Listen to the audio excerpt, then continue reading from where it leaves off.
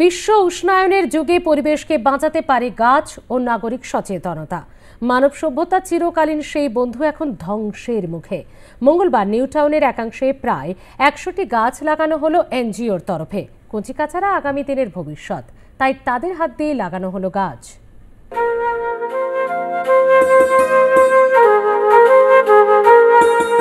নগর উন্নয়নের যুগে কেটে ফেলা হচ্ছে গাছ, হারিয়ে যাচ্ছে সবুজ। জীবকুলের বেঁচে থাকার একমাত্র অবলম্বন অক্সিজেন। গাছ কেটে ফেলায় ক্রমশ তাতে ঘাটতি দেখা দিচ্ছে, বাড়ছে উষ্ণায়ন।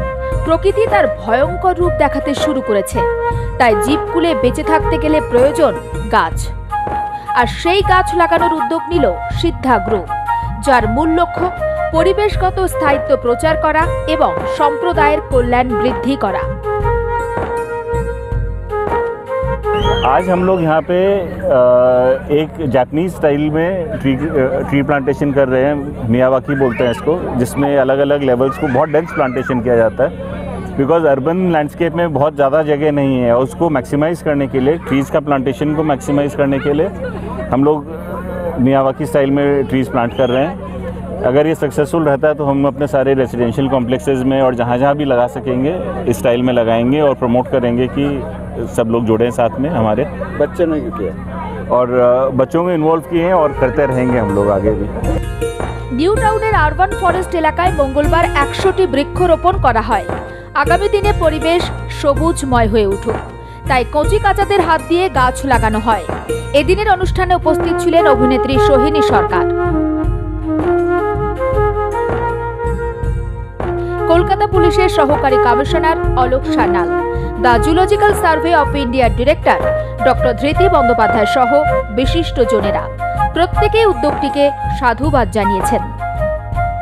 সব কিছুই তো ধ্বংসের মুখে, তো তার মধ্যেও তারপরে আমরা যখন গরম হয় তখন আমরা বলি বাবা কি গরম, এই এসি লাগানো হচ্ছে, সেই লাগানো হচ্ছে, সব কিছুই আমরাই মানে জিনিসগুলো নষ্ট করছি। তারপরে যখন সেটার ফল আমাদেরকে ভোগ করতে হচ্ছে তখন আমরা বলছি বেশি গরম, বেশি বৃষ্টি, বেশি ঠান্ডা। তখন আমাদের সব কিছু নিয়ে তৈরি হচ্ছে।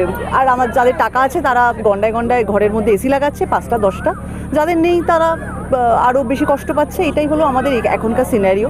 তার মধ্যেও কিছু মানুষ তারা এরকম ধরনের উদ্যোগ নেন, তারা গাছ লাগাচ্ছে। সেই উদ্যোগকে অবশ্যই সাধুবাদ জানাতে হয়। এতগুলো মানুষ এই গরমের মধ্যে ঘেমে এনে এখানে এসেছেন, কেউ তো আর পাগল নন, সবাই জানেন যে এটা সুফল কি হতে পারে। তাই জন্যই আমরা সবাই মিলে একত্রিত হয়েছি। প্ল্যান্ট তো লাগাতেই হবে, গাছ না বাঁচলে আপনি বাঁচবেন না, কেউ বাঁচবে না। আমার যত টাকা থাক, গাড়ি থাক, তো কোভিডের সময় দেখেছেন তো টাকা গাড়ি থেকেও তো কিছু হলো না, সবাইকে যেতে হচ্ছে। গাছ দরকার, এবং এইটা সিদ্ধার একটা খুব ভালো প্রজেক্ট। আর আমার মতে যেটা হয় কি, আমাদের শহরগুলোতে তো যে ধরনের গাছ লাগানো উচিত, যে গাছগুলো টিকবে।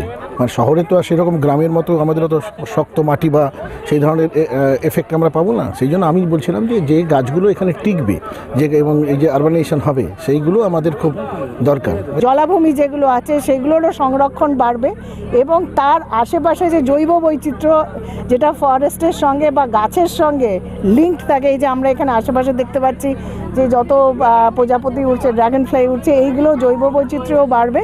এবং আমি আশা করছি যে আমার মতো যারা সচেতন নাগরিক আছেন, আমি নিজে বৈজ্ঞানিক বলে আমি তো ধরিয়ে নিচ্ছি আমি করব, কিন্তু আপনাদের মতো যারা জনসাধারণ আছেন তারা এই ব্যাপারে সচেতন হবেন, এবং সব সময় তারা একটি করে প্রত্যেক বছর অন্তত একটি করে গাছ লাগানোর চেষ্টা করবেন।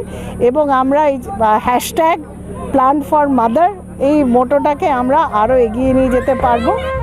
সিদ্ধার মূল লক্ষ্যই হল জলবায়ু পরিবর্তনের মোকাবিলা করা। আর সেই লক্ষ্যেই 2012 সাল থেকে গাছ লাগানো শুরু হয়েছে। 2012 থেকে 2015 সালের মধ্যে প্রায় 50,000 গাছ লাগিয়েছে এই গ্রুপ।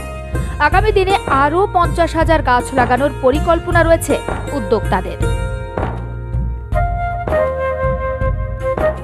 ক্যামেরায় পার্থ চক্রবর্তীর সঙ্গে নাজিয়া রহমানের রিপোর্ট, আর প্লাস নিউজ, কলকাতা।